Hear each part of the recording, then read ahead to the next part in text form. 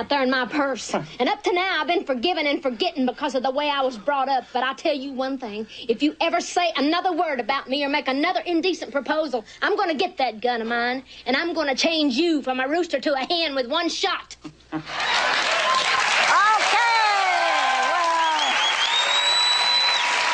Dolly Parton became a superstar and had working women everywhere cheering her on the hit movie 9 to 5. It was 30 years ago about a chauvinist boss and the women who suffered under him, but now Dolly is bringing it to a whole new generation.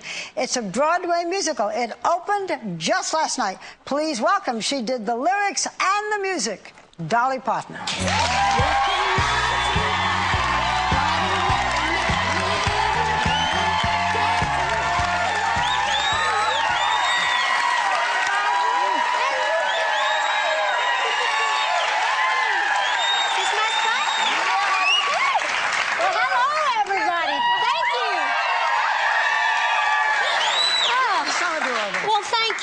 I wanted to wear a suit like you usually do.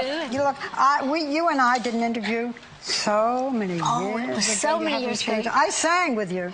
It didn't hurt your career. No, it didn't. I remember we sang the song and everybody commented on that, and I told you, you sang better than Oprah. Well, there you go. Oprah did my show when I was doing the variety show, and she said, oh, please don't ask me to sing. I can't sing. And sure enough, she couldn't. But she didn't have to, right? Well, okay, all this music is new, and it's all done by you, except for the song 9 to 5, which we all know that was written for the original. Yeah. Did you know, I mean, when you were given this assignment, did you think, oh, how am I going to do this? Well, I didn't know for sure if I could do it. Bob Greenblatt, the producer, came to me and asked if I would be willing to try. I said, I've never done anything like it before, and I don't know how I'll be. So I said, you can still use 9 to 5, which I'd written that when we were doing the movie. And I said, don't feel bad. My feelings won't be hurt if I can't do it. But if I can, you know, I'll give it a whirl. So is it true that you wrote 9 to 5 on your fingernails? That's what I was going to tell you. When I wrote that on the set when we were doing the movie, I just watched the things going on during the day, and I would just kind of do my nails. Sound like a typewriter to me. And so I would do working 9 to 5. Can you hear that? I got my little mic.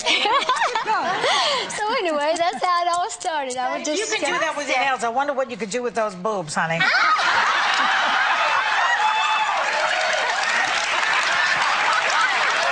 done a lot. She's done a whole lot with those. I don't know if they're carrying me or I'm supporting them. You know, the men are here just for you today. We have a lot of men in the audience.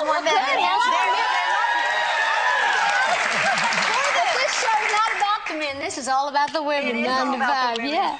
The musical, you wrote, when we're talking about the music, you wrote 40 songs for the musical. Probably approximately 30, 40 songs to get... That's working, and then 15 of them are in it, solid. So about the others, is that going to be an album, maybe? Well, actually, probably later on I will kind of rearrange a few words and put them out. I even thought about maybe doing an album at some point called The Ones That Got Away. Oh. So, but I hope to promote or push some of those songs to other artists as well. So I think there was, what, 16 songs in addition to the, well, with the 9 to 5. Yeah. Now, I'm told that you generally write songs that have to do with your life, but this one is a little different, and I'm told that you had more fun writing for the male chauvinist pig boss. Is that true? I did, and Mark Kudish, who plays Mr. Hart, Dabney Coleman played the original. But I had so much fun. I knew what the girls would say because I was so familiar with the characters. And I needed to write. I was writing all these positive things, you know, to uplift women. Well, Mr. Hart, of course, he's going to say everything bad he can about the women.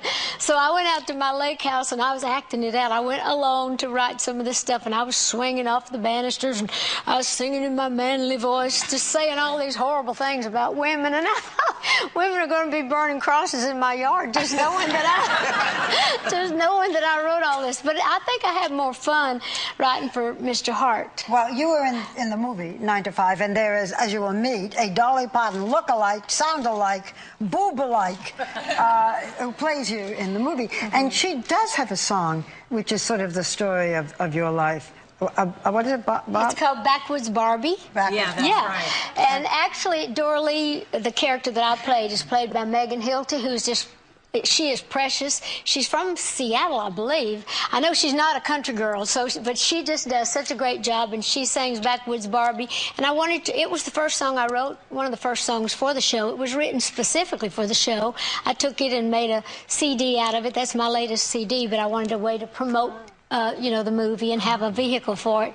But it's both of us. The girl in the movie was being mistreated and kind of made fun of, and I was so in my own life. So it kind of had to come from a gut place, and every night when she sings it, I cry. You know, another thing that I was reading about you that's from your own life is that you had to pay for your own record company record label last year. You had to, Dolly Parton couldn't get a deal? Well, actually, the major labels are not really doing all that great now, but also some of the older artists like myself, it's really hard to get a record deal. And so I thought, well, I'll just start my own label. So I have Dolly Records, and we have Backwoods Barbie, which is, like I mentioned, the latest CD.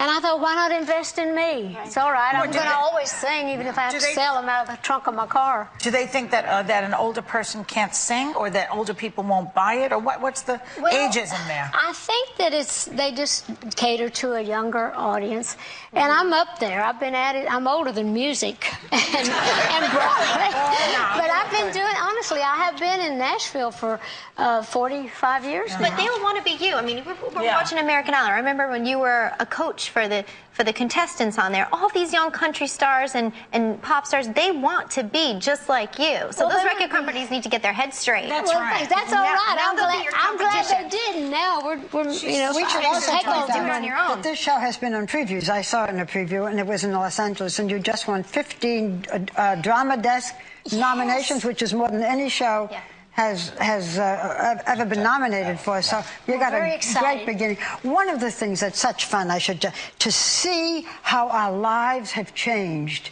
since that time period. The kinds of things that today are horrific, which we all took for granted then. You know, the guys pinching the bottom. Oh, they still pinch mine.